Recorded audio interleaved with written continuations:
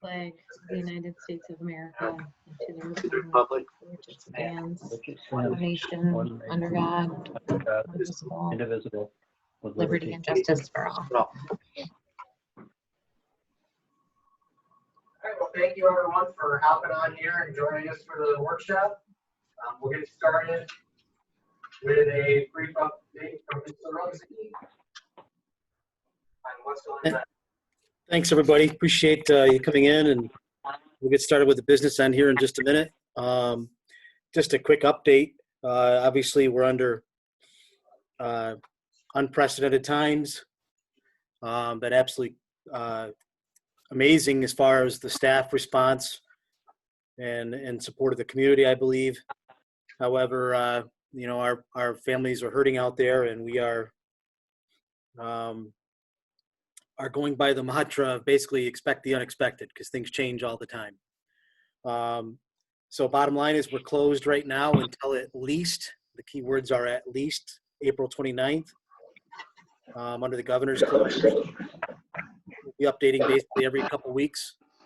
We are currently moving forward with continuing our food distribution. We deliver for being Good Friday tomorrow. We deliver for today and tomorrow. Almost 4,000 meals went out today, with about 1,000 kids per day, 2 meals per bag, you know, in 2 days worth today. In fact, kudos goes out to John Ferris, who rented us or donated a refrigerator truck to keep everything cold over the weekend here, the last couple of days, and then they just pulled out of here with that earlier today. Also, continuing with any type of needs in the community, they call into the support line. We're connecting them with mental health. We'll refer them to ProAction if there's a child care need. You know, spring sports are obviously still on hiatus. Regents exams were just canceled.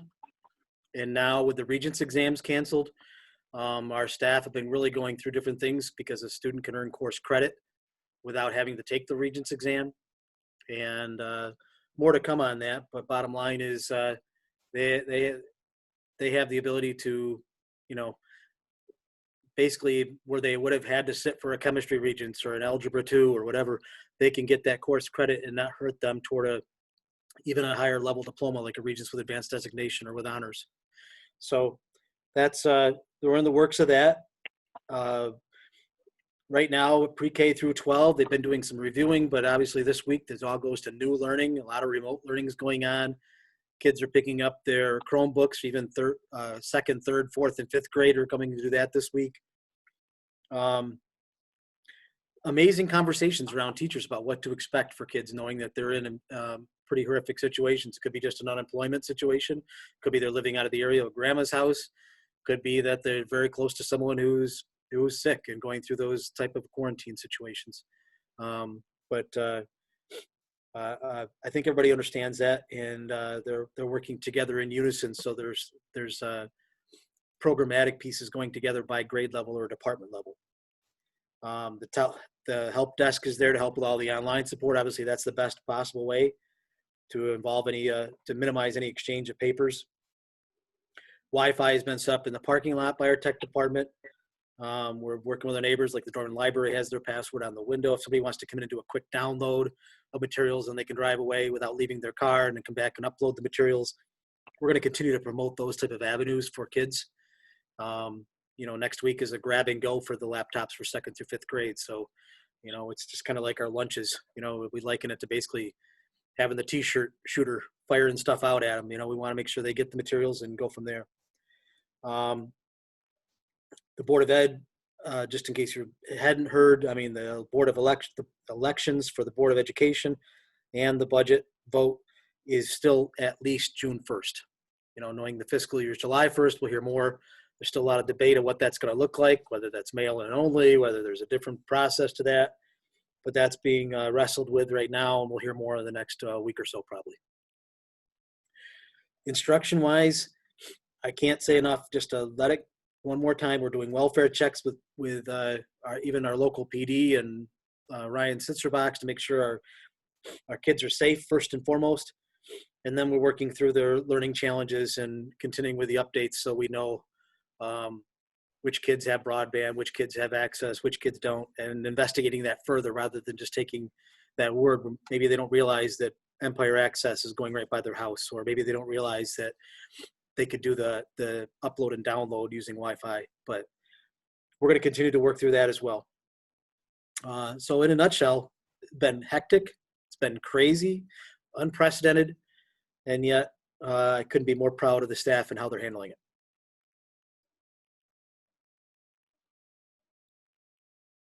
As far as the annual vote, budget vote and all that, that's pushed to June 1st right now, at least.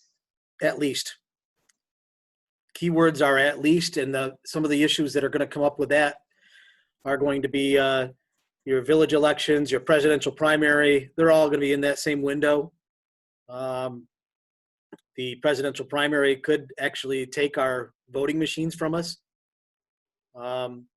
So it might be we're at a paper and pencil ballot. We wouldn't even know that. But they're right now in NISBA, NISCUS, the state ed department, the governor's office, they're all wrestling with how that would look. They haven't given a time frame when that's going to be finalized yet. Nope.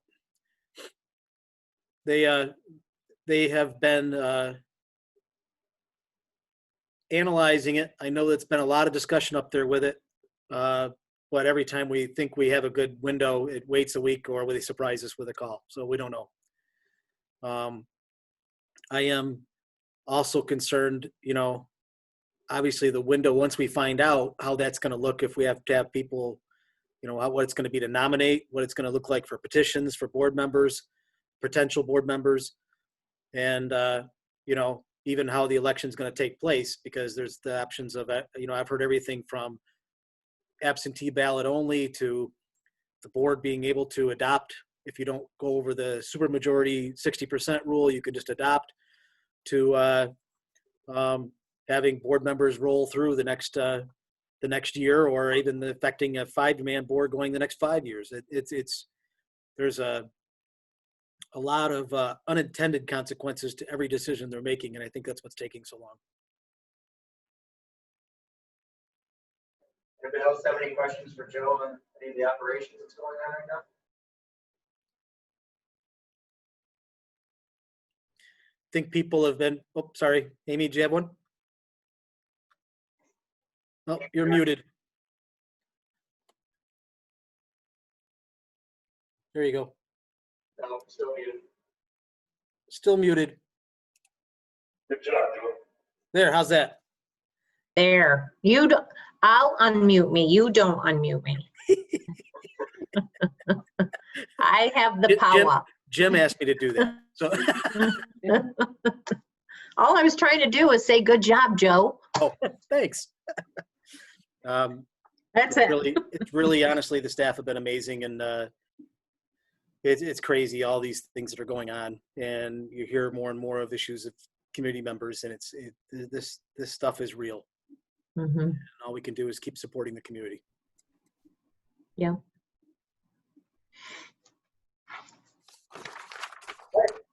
We'll go on to then the budget presentation for tonight. So Joe or Teresa, you guys can take over. Okay, so what's going to happen is we're going to have Teresa's, just a minute. You have, those of you present have packets in front of you. Those that were home, you had 3 sheets that were emailed to you, and then you had 2 late ones. The 3 are basically your latest governor's run, what it looked like after he put the new state aid run out. And then there were some revenue projections here. So I think what I'd like to do is have Teresa start with going over those revenue pieces, discuss that with you just to summarize where we're at. And then at that point, we'll move into where we are with trying to get into the budget window that we need to get to. All right. And then there's a couple conversations to have with that. Obviously, we're going to talk about cuts in, the athletics might be 30 grand. Well, it might be 10 in uniforms and 20 in materials and supplies. Those type of scenarios we can still play with. We got time, especially now that the budget's been delayed. So this is just an update where we're at and how we've gotten to where we are.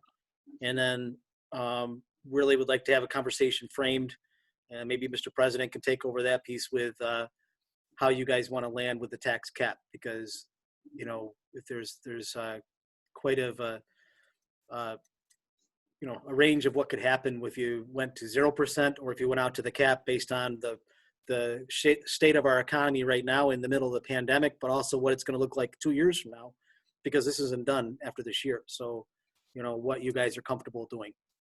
So Teresa, go ahead and go over those sheets, and I'm going to sit back and just you know, listen to with you guys. And then, I think at this point, as she's going through this, if you have questions, let's go ahead and field those right then, so we can keep going and make sure everybody's understanding. I don't want to get too far down the road and then have to go back and answer questions if you didn't understand what was happening.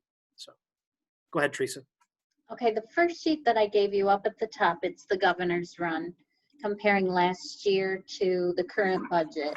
And down at the bottom, I highlighted in yellow, you can see that the feds are giving us $500,746,000 called the Federal CARES Restoration. And the state is taking that money and they're calling it a pandemic adjustment. So it's coming in by the feds, but the state is not giving us that amount from the state funds. I didn't change the revenue report because I didn't want to confuse anybody, but I just wanted you to know that the same dollar amounts are going in and out. Then I took on the next sheet and I compared what we gave you originally back in January with the governor's budget to the April budget. And you can see from the January budget, his budget, to the April, we are losing $321,177. So I just wanted you aware of that. From 1920, now just looking at the governor's run, not what we actually got from the legislators, but from the governor's perspective, he's taking the 1920 projection of his to the 2021 of April, and it's stating we're getting 366,000.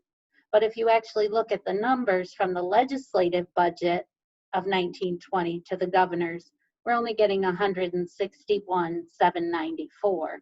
And the reason I left out building aid is because that figure comes from Bernie Donegan's office, and it's going to be based on us getting the capital project done as of June 30th. So the building aid is based on the completion of the project. So that's totally left out of those projections. So that's why it looks different from the first sheet that I gave you.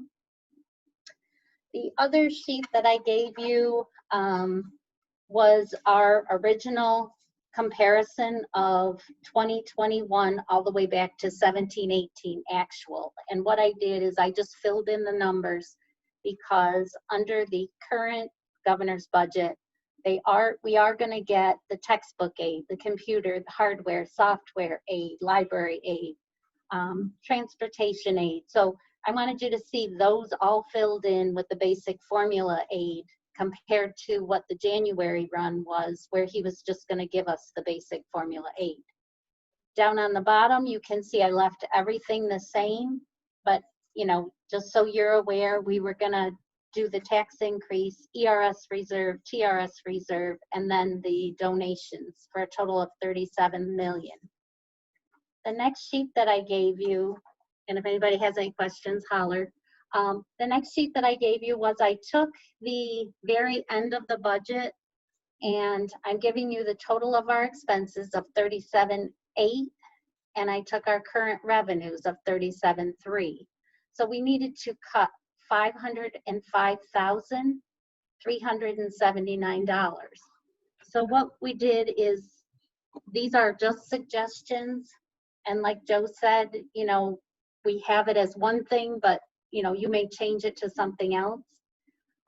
These are just suggested cuts. If the board doesn't go on the New York City next year, the annual meeting, that would be a $10,000 savings. BOCES has agreed to freeze the administrative costs, so that would be $8,324 in savings. The guidance replacement for the 10-month position, the cleaner replacement, and then I took student materials and supplies. The original budget shows $146,000 for regular education and $21,000 in special ed for materials and supplies. So out of those two combined, if we pulled out, and I'm using this as an example, $100,000. We had 2 TA replacements in there that we have in the current budget. That would save us $40,000 if we did not fill those. Athletics, materials, and supplies. I'm saying if we pull out $20,000, we've budgeted $39,500. Uniforms, if we cut 10 in the original budget, we had 20. Equipment for both operations and maintenance, $20,000. If we had to go to a contingent budget, we would not be allowed to buy any equipment unless it was an emergency type deal. So I pulled that out. We had talked to special ed, and what we're thinking, or what we're hoping, is if we pull out the intern that we had budgeted for $50,000 and the 811 teacher for special ed for $50,000 and move kids around. Joe will have to go into that in more detail, but, and then the next line is we have 2 high-cost students that if we bring back into the district, one of those students has an aide. So that would be a total savings of $100,000. We also have the Corning Hospital, the athletic trainers for $20,000. Diesel fuel, if we cut $10,000 out of that budget, we've estimated $536,924. So that's just a suggestion of where we could make cuts. Does anybody have any questions on those?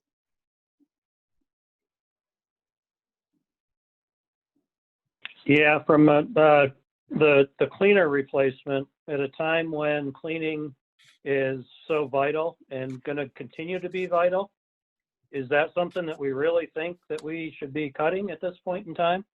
Mike, I'm going to answer that and say that that's one of the ones that we've got in there right now. These are all things that we could plug in and cut something else. I'm in agreement with you on that. We've been wrestling with that for quite some time, especially knowing that we have, if you remember with the retirements of the custodians, we actually put into, it didn't replace. So this is like a second one or a third one even. We would still have to work this through. It's still a work in progress to make sure we could do that effectively, especially knowing in what time we're in right now with the need to clean and disinfect everything under the sun. So these are talking points only to see where you're at. Yeah. Yeah, I mean, that's one that, unless we see a plan, or I see a plan that really says how we're going to get the cleaning done that we need to get done coming out of this, I'm not comfortable with that one anyway. So. Okay. Just to talk through a couple of the other ones before maybe I can answer a couple of questions as well. That one obviously that's a great concern to just throw out there. The special ed arrangement that's out there right now, this would be a combination of kids it would be funded by a combination of kids that are headed to BOCES for a more restrictive environment, as well as bringing back a couple of 2 or 3 other students back. This is like a year, a phase 1. This might happen to 2 or 3 more classes as we have kids coming up through that are right at that 7th and 8th grade time frame going into high school. That might be a good time to pull them back at that moment. We're trying not to pull back a senior that's been there for 3 years, trying not to do things that are going to hurt kids. We think we could put a comparable program and or a better program here and keep them here off the bus for an hour. So those are educational reasons to do it. We might have been looking at this more down the road for next year, but we're accelerating some of this because of the budget crunch. So the both of those reasons are coming into play here. The high cost students and the new classroom teacher we're putting in there, Michelle's been working hard on that, Michelle Sinserbach, and was able to, in just in the last week or so, we're maxed out in a lot of our rooms, but could do it with an existing teacher and not have to hire somebody new, which saves us significantly. And then there are 2 students, one with the aide that Teresa talked about, that are at the primary school age right now in our VEW building in a BOCES program that we could actually, we think with that same support, put into one of our existing classrooms and make that happen. And one was heading in that direction anyway. And both Michelle and the teacher think that they could be positive and make that work. So those are things that have been fluid in the last few weeks. Obviously, decisions you guys are going to have to make are, you know, do you want to cut the trainer? Do you want to cut, you know, do you want us to look other areas? There are other areas we could look that we're trying right now to get to the point where we can not replace people that are leaving us already, to avoid layoffs, any layoffs, and to avoid any cuts of any programs. That's our piece right now. This is obviously, we're going to have several retirements in the next couple of years. This is kind of phase 1 of that piece. And you know, when you're using that much fund balance, what's sustainable, what's not, you know, I've been looking at what we've added in the last few years. We've subtracted several teachers. So we really are at a constant. Where we've added have been special ed programs, but we have not replaced a math teacher, a high school social studies teacher, you know, a PE teacher. We're been not doing that. And we think we can continue to do that as retirements occur. It's just going to get more difficult every time. So fire away with any questions you have, and we'll go from there. Real quick. Because again, I think the conclusion with this still is that the cuts are based on trying to beat this 37.3 million. That 37.3 million still includes the tax cap increase of 165, which is what, 1.9%? Yes. So, Teresa, what approximately does that equal to for the tax rate increase? And maybe, I don't know if you have a dollar amount to say $100,000 house value. I can get that for you. Okay. Based on our increases in assessments, I'm hoping that our tax rate would remain constant and or decrease a little bit at that level. But we'll look at that more closely. We don't have that right in front of us. That's a big decision that we have to make. Obviously, we're still balancing this budget with a lot of reserve, a lot of appropriated fund balance, and a lot of one-time revenue sources. And so, I guess the trick is, or the balance, not the trick, but the balance would be how much tax levy increase do we think we can do right now? Obviously, this is not a great time economically. Our area is really going to be hurting. But if we don't do a little bit, that hurts us down the road. So there's good. I guess that's the balance that needs to be figured out here. Yes. And that's a valid concern, especially knowing what we're under right now with the unemployment rate climbing and the economic condition. It's not something you ideally want to go out there with any tax increase whatsoever, which is why I'm hoping that tax rate would remain constant.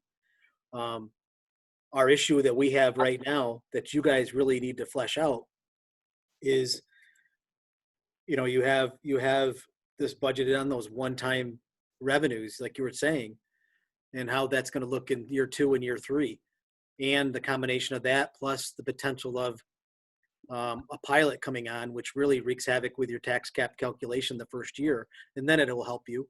But that first year, it turns it upside down as well. So where under a normal circumstance, I would be okay going out with a 1.9% increase and not happy about it. In a pandemic crisis, I'm saying, why would you even do that? Let's cut everywhere we can. But then looking at year 2 and year 3, knowing that this is not going to be a year of this is done and we're back to normal next year, I'm going back to the fact of maybe we should be asking for something, but not, you know, not going overboard with it, but making that, you know, so you can at least make an informed decision knowing that year 2 and year 3 are going to be very ugly as well. That's what I guess I was getting to figure out. I mean, because we always got to explain that there's a difference between the levy and the rate here, what you pay individually. I think that's one thing we need to know. And the rate, we're still coming off of the the reeval, so I'm not sure we're going to have a very accurate number on that rate still, with all the numbers that have been the appeals and such. We can do a, in previous years, we could do a historical trend of what those percentage increases are going to look like. We could try, but it's still an educated guess at this point. Right, but to get a feel for what that levy increase means to an individual person, I think. Yep, I agree with you. We can get that for you. Yeah, you're talking to somebody that's as conservative as they come when it comes to taxes like that. We don't want to do that, but No, I know, that's the tough part. yeah, this is tough to swallow right now, no matter which way you look at it.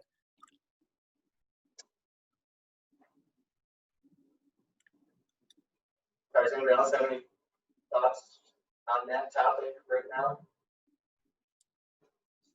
I just want to throw in there one more thing before, and I do want to hear everybody's thoughts. I'd like to hear your thoughts on these things.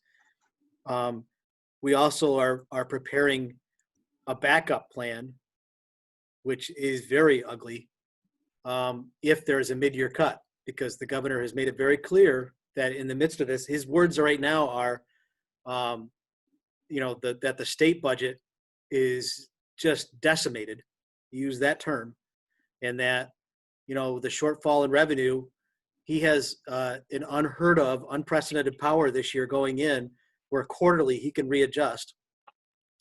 Governor Cuomo has made the statement that the state's coffers are such a mess that if there is an uptick in revenues, they're going directly in the state coffers. They're not coming anywhere else.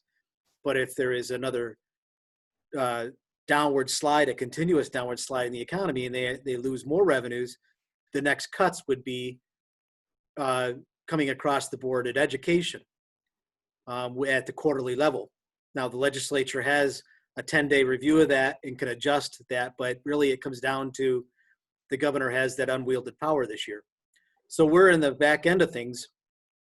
We just did receive a memo today that we're still trying to interpret a little bit, but it came from the Erie One lawyers that basically stated that it looks like we would still be okay based on the 3-year look back on aid. So, because we're all, the big question is, how would you cut? What formula would you use? Do you do, across the board, everybody gets 2% cut? Do you start looking at a different formula? And they do have some things on the books that show that we probably wouldn't face as much of a cut as other districts might, but I'm not willing to take that chance. So we're going to be looking at a backup plan with all of our administrators. We've already started that conversation, stating that, okay, this is what we look like under the governor's run. What's it going to look like if we get a mid-year cut in January? Because at that point, that's when you start talking, we're trying to preserve things now, programs, and not lay people off. Everything's off the table in January. So then it becomes a priority. What is less disruptive than other cuts? So, go ahead, Amy. No, I was just going to say 2 points. I think we absolutely have to have a backup plan. We have to be prepared for whatever happens. 3 months ago, we would have never imagined we'd be where we are right now. So I feel like nothing can be off the table at this point, as far as at least having a discussion and being prepared. And I guess just my personal opinion with the levy, and just because, the governor has very clearly said that I have the power to make these adjustments at any point in time, that if we went out with something, and I think that would have to be the compromise that, in my opinion, that we would need to look at, in that it's desperate times for everyone, but what do we do 2 and 3 years from now? So maybe we don't go out at the highest level, but we go out with something. That's just my opinion. Yep. And just so you're aware, that's the conversation that's going on with neighboring districts as well and their boards. Without naming any names, I can tell you some of the quotes that I'm getting from the area superintendents and their boards are, we're going out with a 0 increase. I can't go out anything else in this climate. To, we were talking 0, but I'm seeing a nearly $400,000 swing. So I have to go out. Our board has to go out with a 1% increase to get 50,000. to even, we don't know if we want to go out with a 0 depending on what it looks like for the budget vote. You know, they don't want to cut the voter's voice out if there is an increase in that. So you're seeing conversations going all over the place with this. And I think that you're not going to see like one person cutting because it's a pandemic and the other person, everybody following suit. You're going to see it all over the place. We just have to do what's right for our community and our district. Yeah, I mean, the preferred thing is obviously not to go out with anything, but I don't know. I guess tough one. I'm of the opinion that if we do go out with an increase of anything, we really have to sharpen our pencils and get to what exactly is actually required for the programs that we're going to continue to move forward. And I see the example of athletic uniforms. Well, you know what? We can survive a whole another year and just push that out a year. And if we go out with a tax levy or an increase, and we have things like that on there, I don't think we've done our job. So I think we need to go down through and look at every single line item and say, what are the bare bones, right? We cut materials and supplies for athletic. Is that enough? Or could we get down to 1,500 or 15,000 as opposed to 20,000? So I think we really need to sharpen the pencils on every line item if we're going to go out that way. Yep. And maintain our programs that we have. Yep. And we're prepared to do that. These were just examples to show you for the talking point. Yeah. No, yeah, agreed. Yep. I knew that we would. I just want to make sure that, and we all can stand behind that at that time, right? We did this with the idea of not having to cut programs, but to minimize the cost and lower the cost in every area that we had any discretionary spend whatsoever. Yep. And that's where we're at. That's the times we're at. Businesses are doing the exact same thing. I'm on calls every day at Corning for the exact same thing. I'm sure all of you are. Where is that discretionary spend? And we got to get it out. Yep. And Mike, I agree with you, and prioritizing education, health and safety. Exactly. What are our priority items? And then from there, if we're looking for sports equipment, for example, if we really sharpened our pencils and said all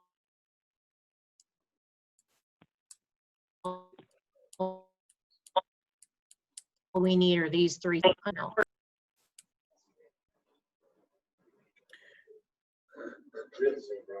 Amy, you froze there, right? You're making your most important comment.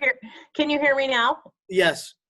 All I was saying was just, for example, with the sports equipment, if you did sharpen your pencil, you just look at what are the things we absolutely need to keep kids safe. Yep. Joe, what are the other schools saying about sports in general? Does everybody want to maintain a full sports program, or are we trying to maybe minimize this coronavirus reactivating in the fall when the next sporting season would be? Spring obviously is clear now, pretty much wiped out. Maybe we should float that argument up on our other schools in our conference and see if maybe it's a good idea to cut back on sports.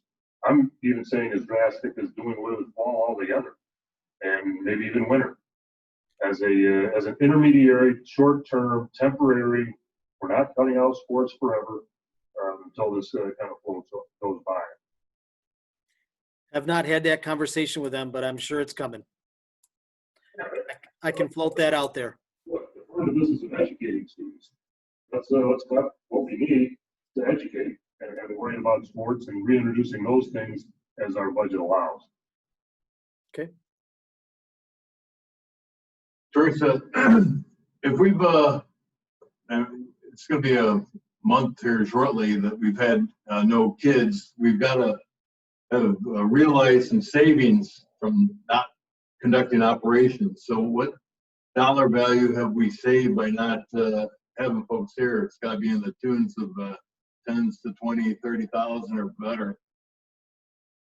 Well, we have been having the staff work 1 day a week.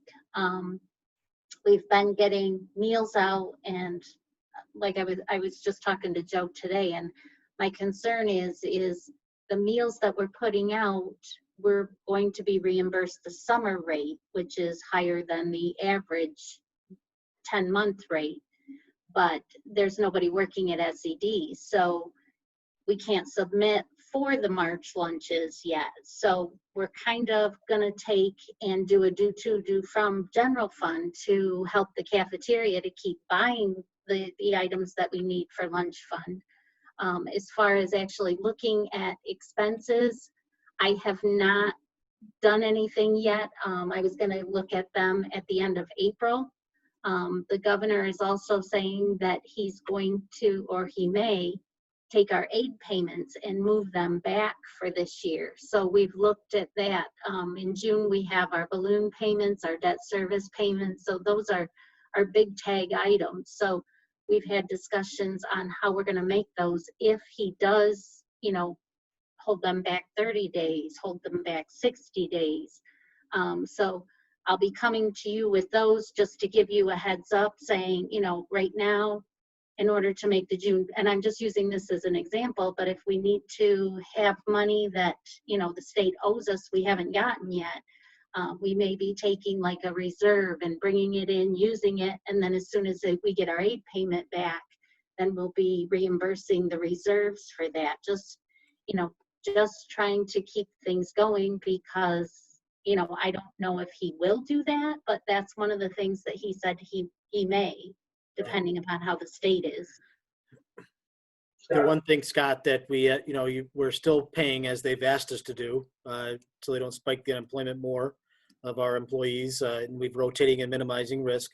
But we are, you know, saving in a sense of we don't have substitute teachers coming in, we don't have workshops going out, you know, so we are realizing those savings, and that will be a nice chunk, but it's not as significant as if we, you know, had just laid everybody off, which increases your unemployment costs, but at the same time goes against everything that the state is telling us what we should be doing under these circumstances right now. Right. So, You got fuel, you got mileage, you got, like you say, subs, yep. sports, not so much electricity, gas, and so on. I mean, you know, you don't have the doors open. Yep, and we're realizing the savings of that, and even that you know, all the buildings aren't occupied, so you're reducing a lot of that piece, and you know, you nailed it with substitutes was a huge cost. You're not getting any of those. You're not having any trips or anything like that going on right now. You know, we haven't even gotten to spring sports. We're going to realize we're not even approaching that until we know whether it's gone or not. But we'll be looking at that at that time as well. But there's still, we'll calculate those savings here, you know, coming up toward the end of the month. We'll have that in a lot tighter fashion for you.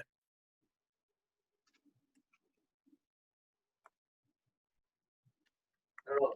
Jen, looks like she's on. Does she have any, Jen, do you have any questions or comments?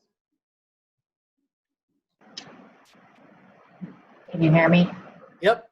Yeah, no, not at this time. I mean, these are all going to be difficult decisions, right? And nothing's easy. I think we have to continue to play it by ear. I know it might be an unpopular decision. We do have to look at sports. I do think that we should consider cutting the athletic training coverage, et cetera, moving forward. It's more important to make sure we educate our students and so forth. Well, I know that might be unpopular decision, but I think everything has to be on the table at this point in perspective. Yeah. Thank you.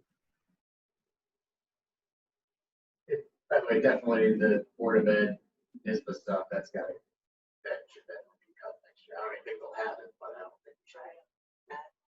Right, agreed. It probably won't happen.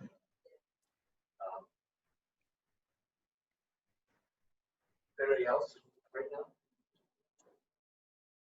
I think it may be, what is the date we have to adopt the budget? at the board level? Does that get pushed back too? Yes. Well, I'll find out more, and we'll, if we are in need of having a workshop before our April meeting, I'll call you to it. But everything's changed so much, Mike. I got to look into that too. Well, because I think it'd be good to have some scenarios to look at with 0% levy increase, maybe a half of what our cap is, and then full cap too, and how we would adjust things based on that. Just to have something to look at, as well as the try to get some kind of a rate projection. Sure. Okay, and that'll and the reason we don't know exactly the date right now, because that's backed off of the election date. Right. You know, and because it's at least June 1st, we don't have it to back off to our deadline. Yep. So we'll definitely get that in order for you. Yeah. More time would be better, no matter what it is. What was that, Ken? Having more time to develop a budget and a strategy moving forward would be better rather than forcing us to do it by whatever April 20th. Agreed. We'll have more time on this. We just want to get that number for you and put it in your hands so you can review it before we meet again too. Is there anything else with the budget at this point that you wanted to go over, have us think about more? Well, first and foremost, just to be aware that we normally have the annual meeting for BOCES. They have basically taken any increases in their admin budget, which were quite a bit before. They've flattened that out, so it's a 0% increase. So they're just going to do a live stream of their. I think they're just going to send out a live stream, or maybe even a recorded message of their annual presentation here coming up here in a week or so. But that's meaningless now. You have the number, what it's going to be. The piece that I need you guys more so that is going to be a struggle for me, and it's going to be a struggle for all of us, is to figure out where you feel comfortable, going out at this time of crisis, with what increase that's going to be. And that could be anywhere from, flat to that $165,000 window at the cap. And then down the road, if it's changing next year or the year after if the economy turns around, we, knock on wood, we hope it all comes back quicker than anything we could possibly make happen right now. I'm afraid it's going to drag out, but whatever we can do. And then at that point, decide maybe it's okay. We value everything we have here, or we've got to cut this program, or maybe it's at that point, maybe we better try to exceed the cap. I'm throwing all those options out there for you to see what you want to do and then move forward that way. The other thing if you get asked questions on this, obviously everybody's getting hammered with the pandemic and costs. Everybody's budget has been decimated. These are unprecedented times. The governor's budget right now, the state budget right now is in a worse case than it was after 9/11. They're in, they're talking, the worst possible scenario. That's not going to recover in a year. We're going to be facing some issues here for a couple of years now. And we've got to approach it that way too. And that's the problem I'm struggling with when I normally just say, let's go with a 0%. Because that baseline, especially with the pilot, just take all that into consideration, because we're going to have to wrestle with that. And we'll give you those scenarios at which level it would look like with the tax rate and to help your decision. But that's something you guys are going to have to chew on for a little bit. And remind parents that this has nothing to do with a capital project going on. This is a completely different shell. All that stuff is going to come into play.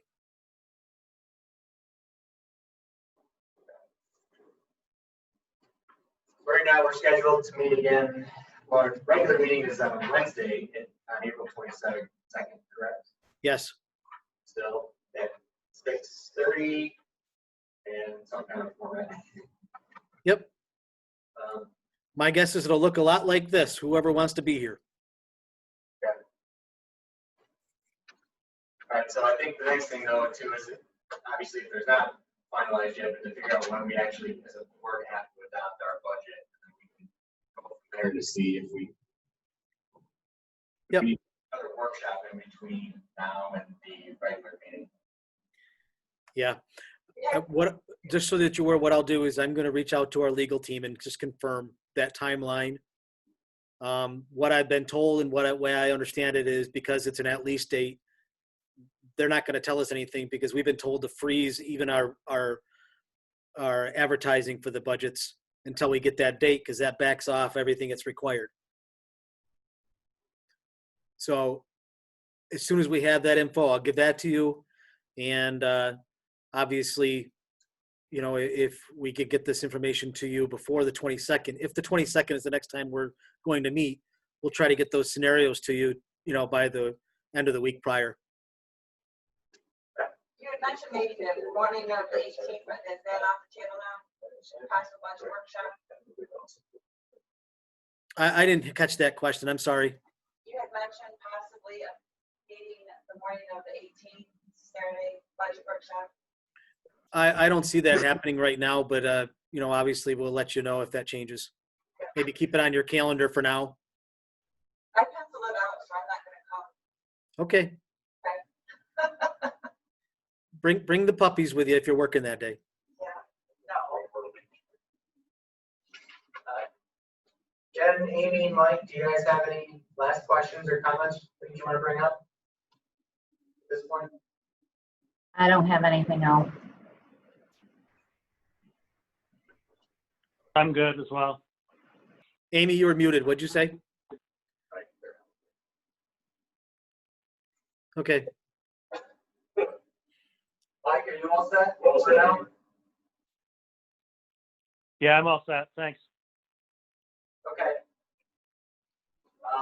Just a reminder too, this is being recorded, so this will be posted on our website. Links, we'll have link to that. Anybody that does watch it, if there's any questions for the board, please submit those to our district clerk and we'll get an answer to you. With that, I guess I'll take a motion to adjourn. Motion by Mr. Ward, second by Mrs. Cleveland. All in favor? Mike, aye? Aye.